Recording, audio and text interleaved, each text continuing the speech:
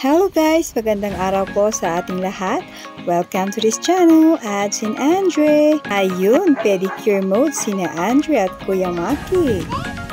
Yes, of course, I want also to have cutex. Isang napakagandang araw ngayon. Maliwanag na maliwanag. Maaliwalas ang kalangitan. Nagpapakita ng pag-asa. Pag-asa na matuyo ang kanilang mga sinampay. At syempre, pagkatapos ng hard labor, bigyan natin ng gantimpala ang ating sarili.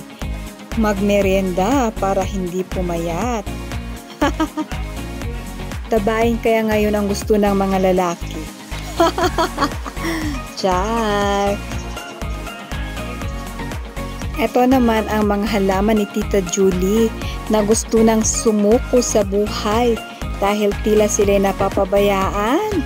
Naku, pag ikaw pinabayaan at sila'y humanap ng iba, sumigaw ka na ng napakalakas na next! Bakit? Kala nila sila lang ba? Char, char, char! Di pa naman katapusan ng mundo eh. Ayan, patapos na din sila sa pagpe-pedicure. Etong si Anding, okay lang daw di kumain basta may cutex. Salamat sa panonood guys. Salamat sa suporta.